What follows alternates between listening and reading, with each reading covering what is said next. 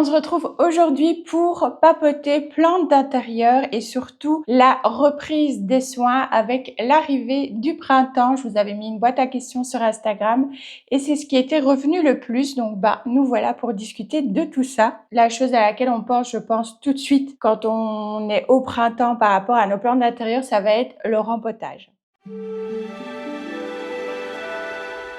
Personnellement, je rempote mes plantes à chaque printemps. Je sais que parfois, on peut attendre 2 ans pour rempoter certaines plantes. Renseignez-vous justement sur les besoins de chacune de vos plantes. Mais de manière générale, je rempote les miennes chaque année, sauf peut-être les plantes grasses ou les cactés que là, je vais rempoter plutôt tous les 2 ans parce que ça a une croissance quand même moins rapide. Mais toutes les autres, en général, chaque année, je rempote. Je rempote avec quoi? Eh bien, ça fait 2 ans, 1 an et demi, 2 ans maintenant que mes plantes sont dans les substrats de chez Cibotanica. Je vous remets d'ailleurs le petit code promo juste là et mon lien qui est un lien affilié, je vous le rappelle, dans la barre de description. Donc si vous passez par ce lien-là et que vous utilisez le code promo, vous avez 10% du coup sur votre commande. Moi ici, je vous montre le paquet spécial Aroïde, mais j'en ai d'autres en bas, spécial Ficus. Vous en avez pour les Maranta, vous en avez pour les Syngonium, vous en avez pour plein de plantes différentes. Et Aroïde ici, c'est vraiment pour toutes les aracées, toutes les Aroïdes, mais vous pouvez avoir le spécial Alocasia aussi, etc., etc. Donc n'hésitez pas à regarder sur leur site. Et vous avez la possibilité aussi d'avoir par exemple de la sphaigne, voilà, en petit contenant de 3 litres comme ceci. Alors, qu'est-ce que j'aime moi dans ces terreaux-là? C'est tout simplement qu'ils sont sans tourbe, donc au niveau écologique, c'est quand même bien mieux. Il y a déjà, on en parlera après par rapport à la fertilisation, mais il y a déjà un engrais naturel puisqu'on a du coup du lombricompost à chaque fois dedans. C'est pratique parce que ce sont des petits paquets, ce sont des mélanges qui sont déjà tout prêts, pas besoin de se casser la tête à faire le mélange soi-même. J'essaierai de vous mettre une petite capture d'écran quelque part là ou là je pense, comme d'habitude, pour vous montrer un petit peu le site. C'est très facile, c'est livré très rapidement. Enfin, moi je suis en Belgique aussi, enfin c'est aux Pays-Bas du coup, je suis juste à côté, donc je reçois assez vite mes commandes. Mais du coup, voilà. Moi, oui, je vous conseille l'Hétéro Cibotanica parce que c'est facile, c'est pratique et ils sont aussi bien composés. Moi, mes plantes, je pense que je vous l'ai déjà dit, mais si certaines survivent à mes non-soins de ces derniers longs mois, je pense que c'est grâce aussi au substrat et je ne changerai plus pour ma part. Voilà, j'ai trouvé mes petits substrats chouchous et quand on a trouvé ce qui fonctionne, j'ai envie de dire, pourquoi changer si ce n'est pour tester? On est d'accord, j'aime bien tester aussi, mais j'avoue que là, je ne sais pas si je changerai de substrat parce que je les aime vraiment beaucoup. Petit terreau, peu importe lequel vous utilisez, moi je vous remets les codes promo si jamais ça vous intéresse. Donc rempotage quand même tous les printemps, je trouve que c'est mieux. Pourquoi? Parce que au fur et à mesure des arrosages, le terreau va un peu se lessiver, je vais dire ça comme ça, de tous les nutriments qu'il contient déjà. C'est pour ça aussi qu'on doit faire un apport d'engrais à partir d'un certain moment.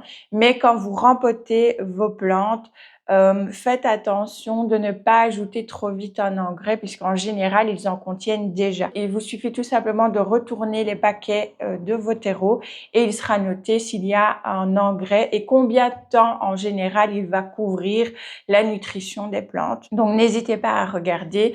N'apportez pas d'engrais directement une fois que vous rempotez vos plantes parce que ça peut faire un surplus justement de nutriments et ça peut ne pas être bon non plus. La plante ne peut pas absorber plus que nécessaire, tant en eau qu'en nutriments. Donc voilà, il faut éviter de surfertiliser aussi. Ça peut être très mauvais, ça peut même brûler les racines. Donc faites attention quand même aussi à ça. Par rapport aussi au rempotage, si vous souhaitez une vidéo sur le sujet, n'hésitez pas du coup à me le dire en commentaire. Une autre chose aussi, ça va être de reprendre des arrosages doucement, petit à petit, de plus en plus régulièrement. Dès que vous voyez que votre plante reprend sa croissance de manière plus ou moins optimale, qu'elle commence à se réveiller, n'hésitez pas à reprendre un rythme aussi plus régulier du coup au niveau des arrosages. C'est vrai qu'en hiver, on peut parfois, et je dis bien parfois, arroser moins souvent, ce qui n'est pas toujours le cas puisque dans nos intérieurs, on a les chauffages, etc. Donc, le terreau peut sécher très vite aussi et une plante qui n'a pas d'eau, c'est une plante qui meurt. Voilà. Faites attention quand même à ce niveau-là, mais bon, ici on est au printemps, donc on reprend bien les arrosages de manière régulière. Je vous ai fait aussi des vidéos sur les arrosages, je vous mettrai dans le petit et dans la barre de description aussi les liens vers ces vidéos-là. Si vous souhaitez aller y jeter un petit coup d'œil, parce que j'en parlais déjà un petit peu de comment bien arroser sa plante, etc. Donc, je vous les remettrai. Mais en gros, c'est un soin à reprendre de manière plus régulière aussi. Vous pouvez aussi, en continuant dans l'optique de l'eau, reprendre les douchages des plantes. Alors, c'est quoi un douchage? C'est tout simplement, vous allez la doucher, tout simplement.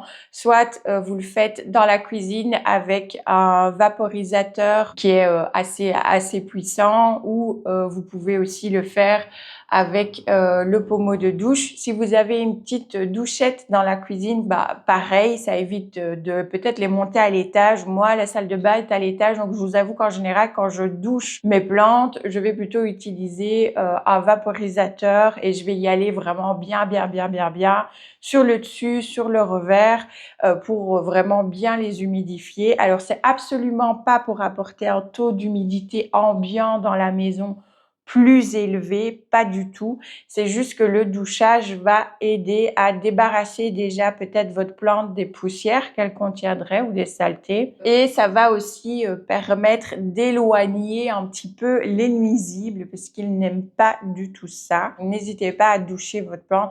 Je vous dis pas de le faire tous les jours, mais voilà, quand vous vous en occupez, quand vous avez le temps, un petit coup de douche et ça leur fera le plus grand bien aussi. Pas trop souvent non plus parce que les gouttelettes d'eau qui restent sur le feuillage, ça peut, l'humidité qui reste sur le feuillage, c'est pas bon non plus. C'est pour ça aussi qu'il y a des personnes qui ont un humidificateur et qui ont parfois ce problème. Au fait, c'est comme un champignon, si vous voulez, qui va se développer sur la plante et c'est à cause justement d'un surplus d'humidité parce que oui, nos plantes aiment l'humidité, mais attention aussi, si vous avez un taux d'humidité ambiant là qui est saturé, ça peut ne pas être bon du tout pour les plantes non plus. Donc, il faut vraiment avoir un bon équilibre à ce niveau-là. Et c'est pareil pour quand vous allez doucher ou vaporiser vos plantes. Là, ça va laisser vraiment des gouttelettes d'eau et ça peut venir aussi apporter un petit peu cette petite maladie cryptogamique, comme on dit, donc ce petit champignon au niveau des plantes. Donc, attention avec ça aussi. Ça arrive très souvent avec les personnes qui vaporisent tous les jours leurs plantes. Certaines peuvent attraper justement ce problème-là. Donc, on fait attention aussi par rapport à ça. Mais une fois de temps en temps, là, ça posera pas de soucis. Ça leur fera du bien. Voilà. C'est comme quand elles sont dans leur milieu naturel et qu'il y a des moments où il va pleuvoir beaucoup. C'est bon pour elles aussi. C'est un peu le même, entre guillemets, un petit peu, le même principe ici avec les douchages ou les vaporisations. Vérifiez les feuilles de vos plantes pour plusieurs raisons. La première, ça va être pour venir retirer toutes les feuilles qui sont séchées, qui sont abîmées, qui ont peut-être justement un petit problème de champignons ou autre. Là surtout, il faut bien les retirer. N'hésitez pas à bien nettoyer le feuillage de vos plantes aussi. Si vous voyez qu'il y a beaucoup de poussière, pareil, un petit douchage ou alors une petite microfibre, tout simplement, voilà, avec de l'eau. C'est tout. Pas de bière, pas d'eau de banane, pas de je ne sais pas trop quoi, juste de l'eau c'est tout. Il n'y a pas besoin de plus pour enlever la poussière. Je vous ai fait une vidéo aussi à ce sujet-là, justement, parce qu'on voit un peu de tout et on entend un peu de tout sur Internet, même parfois dans certains livres, des recettes de grand-mère pour soi-disant faire briller le feuillage, etc. Et au fait, c'est extrêmement mauvais pour la plante parce que ça va venir boucher, au fait, les stomates, donc les petits pores, si vous voulez, comme nous. Nous, on a des petits pores sur la peau. Ben, les plantes, c'est pareil. Elles en ont aussi. C'est par là qu'elles font leurs échanges gazeux, qu'elles vont respirer. Et c'est très, très mauvais. C'est comme nous, quand on met beaucoup de maquillage et qu'on va pas bien nettoyer sa peau, on va avoir nos pores qui vont se boucher et on va attraper des problèmes. Eh bien, les plantes, c'est exactement la même chose. Vraiment. Donc, attention avec toutes ces recettes de bière, de lait, c'est des choses qui vont coller plutôt, qui peuvent boucher ou qui vont être collants au final sur la plante. Donc ça ne la nettoie absolument pas. Les feuilles ont une certaine brillance naturelle quand elles sont en bonne santé. Voilà, je vois pas pourquoi il faut les faire briller comme une boule de disco. Je vois pas trop l'intérêt. Mais voilà, faites attention avec ça aussi. Une microfibre douce, juste bien humide avec de l'eau si possible, non calcaire, c'est encore mieux. Et du coup, vous passez sur le feuillage et ce sera très bien, ce sera parfait comme ça. Une autre chose pour vérifier le feuillage, ça va être au niveau des nuisibles. Ça va vous permettre de repérer peut-être plus rapidement lorsqu'il y aura une petite attaque de nuisibles, que ce soit des thrips, des pucerons, ça arrive aussi, voire des petites chenilles, si vous avez vos feuilles qui sont un peu grignotées. En général, ça, ce sont des chenilles, souvent des chenilles de papillons de nuit ou ce genre de choses, qui sont venues pondre sous le revers justement des feuilles. Donc voilà, n'hésitez pas à checker ça aussi. Vous pouvez avoir aussi des acariens, donc les fameuses araignées rouges qui ne sont pas toujours rouges. Pareil, je vous mettrai le lien de la vidéo que je vous avais fait à ce sujet-là aussi. Donc voilà, vérifiez les feuilles, ça va être pour toutes ces raisons-là. Supprimez celles qui sont abîmées pour les nettoyer, pour repérer plus vite une attaque de nuisibles et pouvoir réagir du coup en conséquence. En parlant de nuisibles, du coup, on va enchaîner sur les traitements préventifs. Vous le savez, je suis une adepte des traitements préventifs, même si ces derniers mois, j'ai pas été très régulière. Vous le savez, je ne suis pas parfaite, je suis un humain. Et moi aussi, il m'arrive de ne pas avoir le temps de m'occuper, le temps ou l'énergie parfois, de m'occuper de toutes ces plantes et du coup de ne pas faire les traitements préventifs. Je les ai repris quand même ici depuis quelques temps. Mais j'avoue que j'ai passé une semaine ou deux dans les dernières semaines là. Je l'ai pas fait systématiquement chaque semaine, mais c'est quelque chose que je préconise parce que justement là où je ne l'ai pas fait l'année dernière, c'est là où j'ai eu le plus de trips et où justement j'ai perdu mon gros Monstera Deliciosa qui était en train de repousser parce que j'ai gardé là-bas, j'avais tout coupé à ras. J'en avais eu aussi sur le Monstera Variegata, j'en ai eu aussi sur des pothos, oui, ça va sur des pothos aussi. Je vous avais fait aussi d'ailleurs une vidéo sur les, entre guillemets, les fausses croyances par rapport aux nuisibles. Donc, ce qu'on entend souvent pareil sur Internet et qui n'est pas tout à fait vrai. Voilà un petit peu pour les nuisibles. N'hésitez pas vraiment à faire des traitements préventifs. Avec quoi, j'ai envie de vous dire, à vous de voir par rapport à votre façon de faire, à votre éthique, à ce que vous avez envie d'utiliser ou non. Moi, vous savez que j'utilise aucun produit chimique pour mes plantes. Je n'utilise que du savon noir dilué. Je n'utilise pas pur, évidemment, mais dilué. Pareil, je vous ai fait une vidéo sur le savon noir et ses utilisations diverses pour les plantes. Je vous la mettrai aussi. Je vais essayer de pas oublier de bien vous les mettre à chaque fois. Mais voilà, moi, je n'utilise vraiment que ça et un autre produit de chez Ayako. Je suis allée le chercher parce que je l'ai oublié. Je vous ai préparé d'autres produits de chez Ayako que j'utilise. C'est celui-ci, donc le Prel Eye Eta. Alors, ce n'est pas pour venir forcément zigouiller les nuisibles, surtout au niveau des trips. Par contre, au niveau acaria, pucerons, etc., il est excellent, même en extérieur, je l'ai utilisé. Mais pour les trips, là, c'est compliqué avec les traitements naturels pour les trips. Je ne vous apprends rien, il faut beaucoup de rigueur, il faut le faire plus en préventif alors qu'en curatif. Pour une petite attaque de trips, ça fonctionne quand même. Maintenant, si vous avez plein de larves partout, vous en avez sur 50 plantes, alors vous avez 60 plantes chez vous, on est d'accord que là, ça va être un petit peu compliqué. Mais je l'utilise quand même parce qu'il améliore, c'est vraiment pour ça, pour améliorer la résistance des plantes. Donc, vous pouvez très bien combiner traitement préventif avec le savon noir et utiliser aussi celui-ci pour venir tout simplement améliorer la résistance des plantes. Vous pouvez le pulvériser sur le feuillage une fois par semaine de mars à septembre. Mais voilà, celui-ci, il est très bien aussi. Je l'aime beaucoup. C'est un de mes chouchous chez Ayako. En parlant de petits traitements, vous pouvez apporter, suivant les besoins, différents autres petits traitements pour aider vos plantes. Ici, je vous ai mis, il faut que je reprenne celui-là, j'en ai plus du tout et je l'adore. C'est l'ortie bardane et pissenlit qui stimule la croissance des plantes. Vous avez aussi le camomille sauge et valériane qui favorise la levée des semis et l'enracinement. Top du coup pour les boutures et les semis. Mais en parlant d'intérieur, on va parler boutures. Donc celui-là, il est génial. Celui-ci, pour stimuler la croissance des plantes, il est top aussi. Celui-là, vous pouvez soit pulvériser ou arroser au pied des cultures. Et celui-là, normalement, c'est pareil si je ne dis pas de bêtises. Voilà, pour les jeunes plants et les boutures qui développent des belles feuilles et des nouvelles feuilles, vous pouvez pulvériser. Si c'est des boutures en eau, vous le mettez dans l'eau. Et si c'est des semis, vous pouvez aussi la mettre dans l'eau d'arrosage du coup des semis. Moi, j'ai des semis là, donc il faudrait que j'en ajoute. J'ai pas encore fait, mais il faudrait que j'en ajoute. Du coup, je le ferai.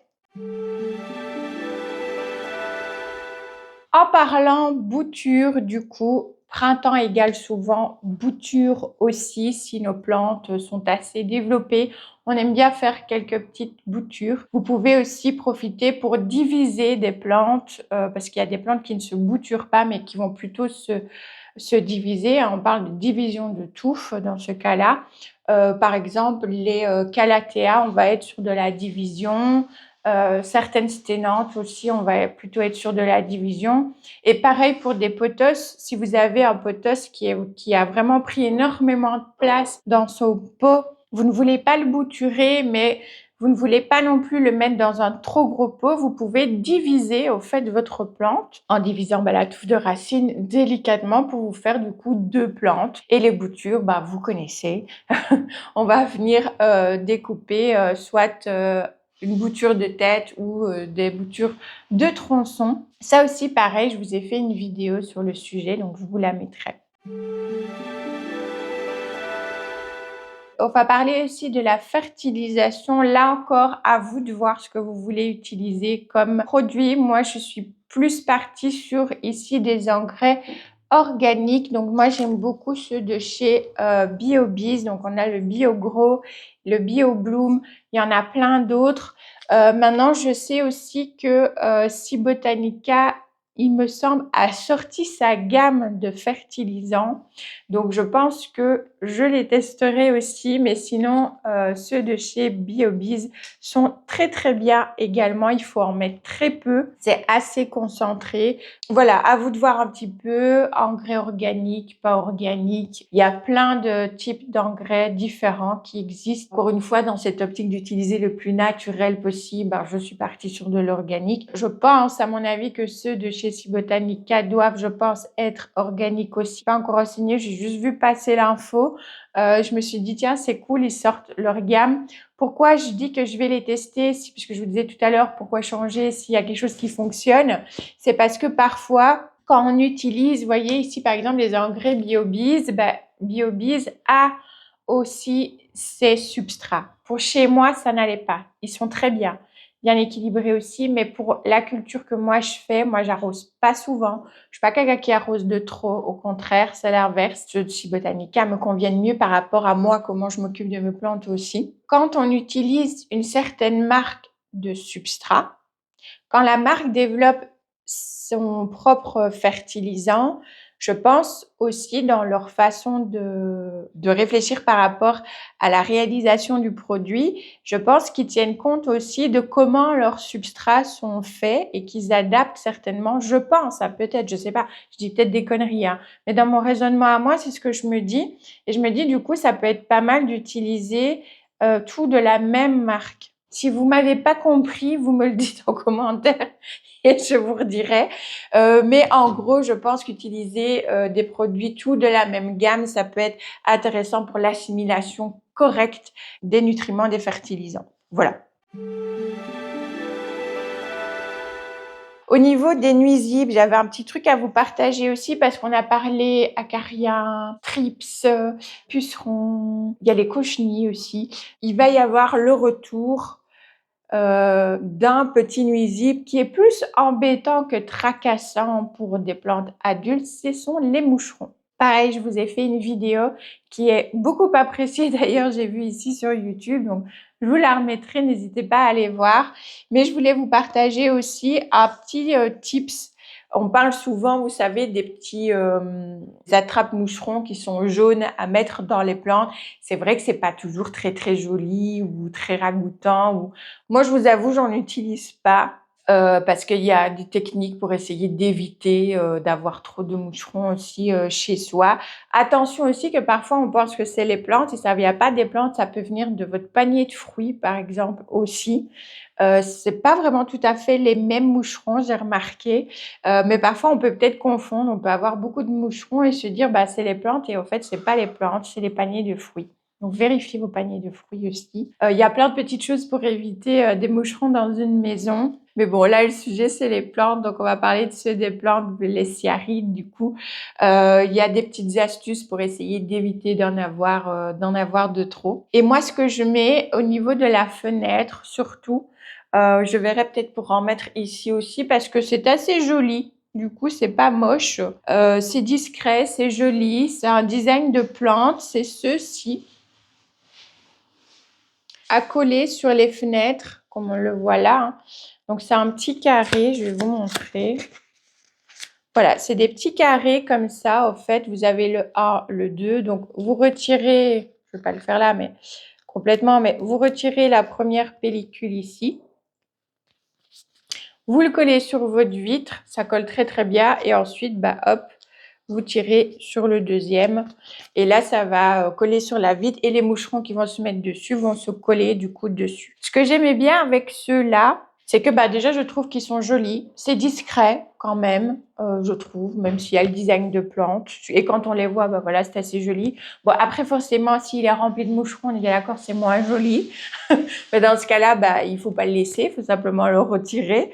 Mais ça marche très très bien. Les moucherons vont pas mal dessus. Et surtout, ce qui est chouette et qui est important pour moi, c'est que ça ne laisse pas de traces de colle sur la vitre, n'est-ce pas, après, quand on les enlève. C'est très facile à retirer. Ça colle très bien, mais c'est très facile à retirer. Et ça ne laisse pas de traces de colle sur la vitre. Et ce qui me plaisait aussi, c'est que du coup, il n'y a pas d'insecticide. C'est sans insecticide que c'est juste avec de la colle. Voilà, tout simplement. Moi, ça, vous le savez, hein, c'est quelque chose d'assez important puisque j'utilise pas de produits d'insecticides à proprement parler pour mes plantes, de produits chimiques. C'était important aussi. Donc, voilà, si vous cherchez quelque chose où il n'y a pas forcément d'insecticide, parce que nous, on va quand même le manipuler aussi pour le coller. Si vous avez des enfants en bas âge, et je sais pas, vous avez une baie vitrée, vous voulez le mettre ou quoi, voilà, si jamais l'enfant il met sa main dessus, bon, il va vraiment coller un petit peu. Donc, vaut mieux éviter quand même de mettre à hauteur des petits bouts de chou. Mais voilà, je pense que vous avez compris ce que je veux dire.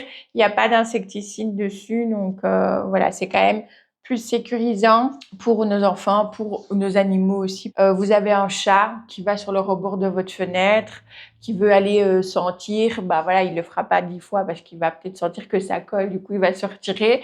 Mais voilà, il n'y a pas de risque, il n'y a pas d'insecticide, donc voilà. Évidemment, c'est pas fait pour être léché et compagnie par le petit chat, on est d'accord. Mais je précise qu'il n'y a pas d'insecticide quand même dessus. Bon, ça a son petit prix quand même. Je crois qu'il y en a, oui, ils me disent 3 plus 1 gratis, donc il y en a 4 à l'intérieur. Et moi, j'avais payé ça 5,39 €. Maintenant, ça dure quand même assez longtemps. Et voilà, ils disent ici que c'est pour les mouches. Moi, j'utilise ça pour les moucherons et ça fonctionne très bien. Donc voilà, c'était ma petite astuce de cette vidéo pour les moucherons, d'avoir quelque chose à mettre sur les vitres qui est sympa, qui est facile à utiliser, qui ne laisse pas des traces de colle et qui fonctionne très bien et qui n'est pas trop moche aussi. Voilà. J'espère du coup que cette vidéo-ci sur les soins à reprendre au printemps pour nos plantes d'intérieur vous aura plu ou au moins vous aura été utile. Si vous avez des questions ou d'autres petites astuces, n'hésitez pas à le mettre en commentaire. Je sais que vous lisez parfois entre vous et ça m'arrive très régulièrement quand quelqu'un apporte quelque chose vraiment de super sympa, de venir épingler son commentaire pour qu'il soit vu en premier par tous les autres abonnés parce qu'il y a une astuce ou quoi dedans que j'ai trouvé hyper intéressante et qui peut potentiellement aider d'autres personnes. Donc, n'hésitez surtout pas. Moi, je me réjouis de pouvoir passer du temps à rempoter mes plantes. Ce ne sera pas pour ce week-end-ci pour moi parce que aujourd'hui, bah voilà, je filme, j'ai le montage à faire et j'ai envie d'être un petit peu chill parce que demain, j'ai toute la matinée, journée, formation et après, c'est s'occuper du linge, bref, la maison, vous connaissez, tout ça. Donc, voilà. Mais à partir du week-end prochain, oui, j'ai aussi quelque chose le week-end prochain, le dimanche, mais le samedi, ça devrait aller. Je pense que je m'occuperai de ces petites plantes-là. Et puis, je vais avoir justement 3-4 jours un petit peu, pas off, parce que je vais quand même travailler, mais un petit peu plus cool au niveau du boulot pour des raisons personnelles. Et du coup, je profiterai peut-être de ce moment-là aussi pour rempoter du coup toutes mes petites plantes et mettre aussi les boutures en terre parce que j'ai fait des boutures qui ont bien raciné et ça, elles ont passé tout l'hiver là. Dites-moi si je suis pas la seule. S'il vous plaît, mettez-moi que vous aussi, vous avez des boutures qui sont en attente, que vous avez fait cet hiver et qui attendent toujours d'être mises en terre. Je me sentirais moins seule. Mais moi, en tout cas, c'est le cas. Du coup, bah, j'espère que cette vidéo vous aura plu. Hein. Si c'est le cas, n'hésitez pas à la liker, ça fait toujours plaisir. Et puis à vous abonner à la chaîne si le cœur vous en dit, bien sûr, et que le contenu vous plaît comme d'habitude, comme toujours. Moi, je vous fais plein de bisous green et on se retrouve la semaine prochaine pour de nouvelles vidéos. Ciao, ciao!